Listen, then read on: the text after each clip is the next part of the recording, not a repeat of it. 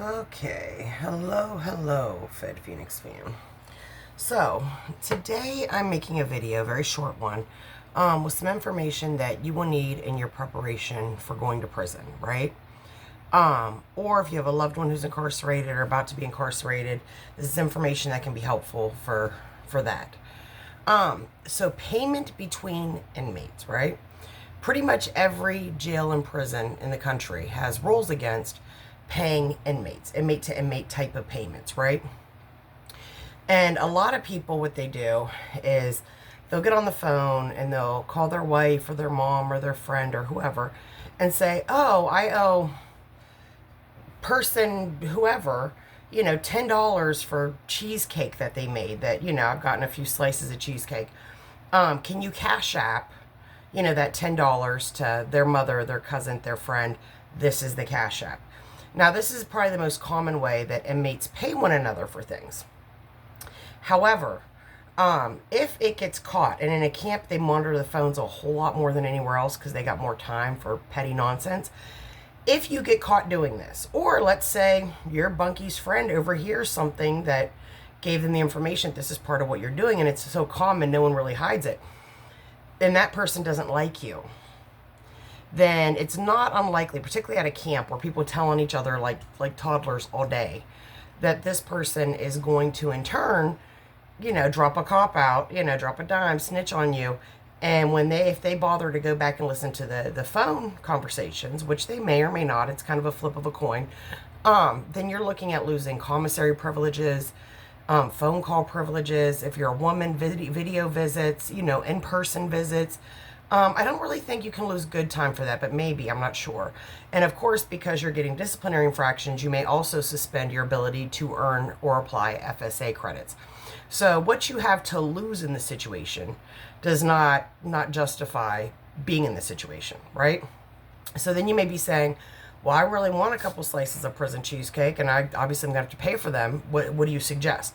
Another thing people do a lot too is that same phone call, except for instead of send this money to this person's cash app, it's, put it on their books. Again, same policy violation. Or a lot of times when people are, when they're an LOP, loss of privileges, and they can't shop their commissary, they will try to find somebody who, via cash app, via your commissary account, whatever, that they can send money to, who will shop for them. A lot of times they kind of prey upon the indigent to do this. And usually the benefit for the recipient is they get a little bit of free commissary for themselves. But again, if you are the recipient, risking your ability to shop commissary to do this is not smart. So I would highly recommend, first and foremost, when possible and appropriate, to use a barter system to make payments to people. For example, let's say you want to get those 3 slices of cheesecake, right? But let's say you're really well known as like the hair lady, or you're kind of the massage person, which in camps, sometimes you have a person that's really good at massage. And of course, it's completely against the rules, but people sneak and find a way, right?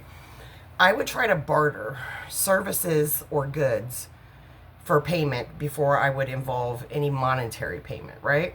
Now, if there is going to be monetary payment, the smart way to do this, in a way that a lot of people do as well, is let's say you owe somebody $10 for 3 slices of cheesecake, right? What you would then do is say, hey, to take care of that debt, please give me a list of $10 worth of commissary items, and when my unit shops again, I will get them and give them to you as payment. And most people are very happy with that arrangement. Additionally, if you're going to be receiving payment for anything, it's always advisable to just do a commissary list for the person to shop what they owe you. Now, you do not want to ever pay anyone for anything until you actually have the goods or services. You never, ever, ever, ever, ever, ever, ever say, oh, here, write me a $20 commissary list. I really need you to help me with a letter to my judge, and, help me with my cube. My hip's acting up and I need a little help, like sleeping and mopping a couple times. You don't want to give advance payment for anything, ever. Because not only are people, potentially going to try to take advantage of you here, and you just created a whole headache for yourself that can create a ripple effect of headaches. But additionally, you just never know. What if that person dies? What if that person falls down the hill, breaks their freaking hip? Then they go to the hospital, and their next stop's a medical facility for the rest of their time. What if this person, there's just too many factors, too many uncontrollable, unpredictable factors. And it's not like in the free world where if a person moves out, if they leave, if this or if that hurts, you have venues of communication to still ensure that you get the goods or services you paid for. You don't have that in prison. So you really want to make sure that you're not prepaying for shit. And at the end of the day, then people have an option to either conduct normal business and accept that you don't prepay, not deal with you, or deal with you knowing that, okay, she doesn't prepay, so if she tries to be shady, that's a situation I'm potentially going to have to handle. At the end of the day, unless it's a one-for-one, hand-to-hand exchange, there will be somebody, to some degree, putting out funds or goods and services a bit in advance of the actual exchange. And that's okay. Now, once you've been in prison for a while, and you've sized people up and you have your little social circle, if there are people that like, okay, I can buy all the supplies for this peanut butter pie I want this person to make me. And, go ahead and give them the supplies, and I know they're good for it. They're not going to try to run off with my Dollar Tree Oreos and peanut butter. Because crazy enough, there are people that will. Freaking nuts, I know, but it is what it is. It's prison. It's a very depraved, high-stress environment, and a lot of people act like they're in a depraved, high-stress environment because they are.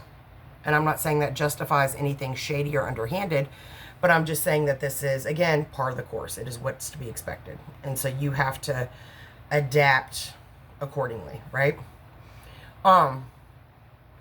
Yeah, that's about it. Do not ever discuss over the phone. Your, other inmates are there for their people, putting money on your commissary, putting money on your people's Cash Apps or Venmo, PayPal, Zelle, any of that, and vice versa. This is a really stupid thing to do. And the reality is camps are very petty. There's really no consequence for being a snitch. In a camp, a lot of people just literally, openly tell on each other all the time. And people are bored. So the idea that someone is going to eventually have a problem with you, even if it's just in their head, and want some kind of revenge or just to stir the pot for some drama. And if you give them, the ability to have some information that can be used to mess with you or stir the pot, there's a pretty decent chance somebody's going to utilize that. So, don't do it. Just be smart, do your time, get out, get home. It's temporary. It is a slice of your life. Never lose sight of that.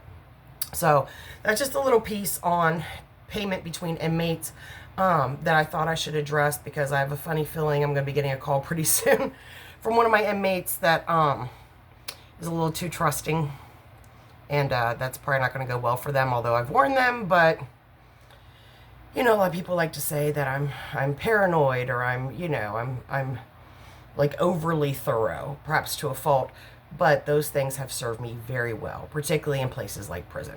So with that, my Cash App and PayPal will be in the description if you'd like to donate to the channel.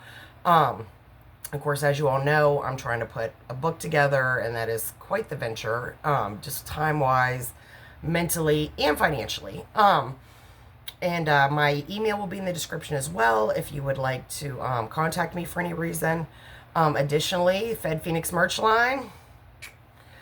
I'm trying to see some of y'all folks out here representing now.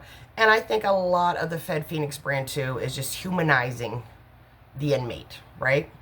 So whether it's you, whether it's a loved one, whether it's your neighbor, whether it's a complete stranger, in this country, you have a 5% chance as an American citizen of being incarcerated at some point in your life. Like, if you, literally 1 out of 20 at some point will go to jail or prison for some period of time. I mean, it's not uncommon at all.